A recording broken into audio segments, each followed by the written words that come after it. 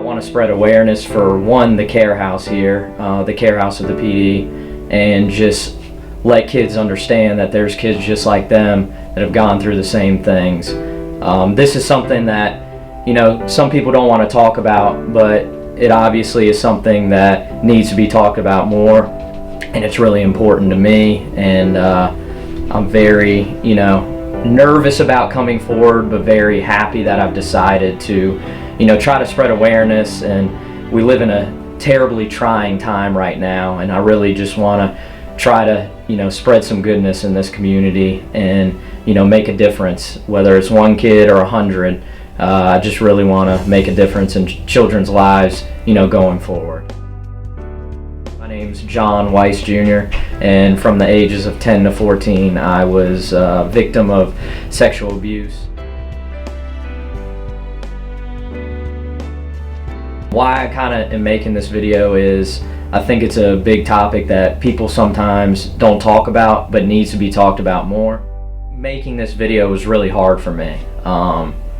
It's scary, and I can't imagine a child going through this. I know I did, and now I'm mature enough, and I'm proud of myself for making this video. It's been a really hard road for me, and I just want these kids to understand that they're not the only ones going through these terrible things, and I want to be a helping hand. Obviously it happened from when I was 10 to 14, and it's been a long, almost 14 years. I turned 28 this month, and I think a big reason why I've decided finally to come forward and tell my story is I see kids struggling, and I just want them to understand that it's happened to people just like them. Originally when I was 10, no, I really didn't understand what was going on. Obviously I was growing, things were changing, bodies changing, things like that. So when it started around 10 years old, no, I really had no clue really what was going on. When it progressed to when I reached the age of 14, yeah, I understood what was going on, but he had such a hold on me. Skip Reville was his name in North Charleston. He was my AU basketball coach, my middle school basketball coach, and Bible study leader as well. So, these people are right in plain sight. There's people, around you that you would never suspect this from, but they're hiding right in plain sight. They're, master manipulators, and this happens in our community right here today.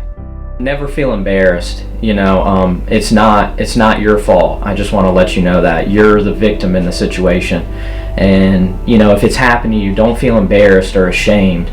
Really just reach out to the people that you love and you care most about, and if they're not going to listen, there's the care house of the Pee Dee just like right down the road. So it's important to understand that there are people at the care house and people that you love that are willing to, help you out and show you the love that you deserve. I would say to parents is, be involved with your children. Don't just drop them off and, don't ask them questions. Really be involved. Be a parent that, asks them about their camps, ask them what they did today, what they learned, what kind of drills they did. Be more of a hands-on parent. I would say, that's really important, especially in those ages. And it's good for the kid as well. So when they do these drills, if they leave that practice or whatever else, if you don't ask them what they did, maybe they'll forget about it. It's really important for those kids to relive what they did, because it gives them, a learning experience outside of the practice itself, and it gives you, a good time with your child as well. I think if I had the care house back when I was 10 to 14 years old, it wouldn't have been 14 years before I told my story. I think that the care house, is very beneficial to our community, and definitely essential for children that have been through this trauma and these terrible things. It's very important to support you guys, one, but I think if I had the care house back when I was younger, that it would have helped me emotionally, maybe relationally, and I think I would have been very more open to coming forward sooner.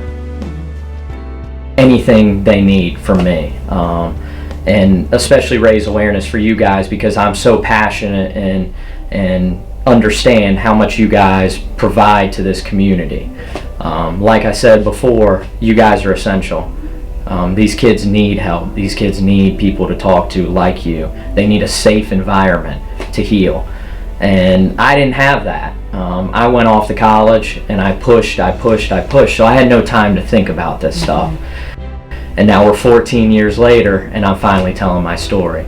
So it's been a very hard road. It's been very difficult for me, but I'm super proud of myself for coming out and, you know, being a voice, being someone that people can look at and say, hey, you know, he went through this. I shouldn't be ashamed that I'm going through this. Maybe I should go to the care house and talk.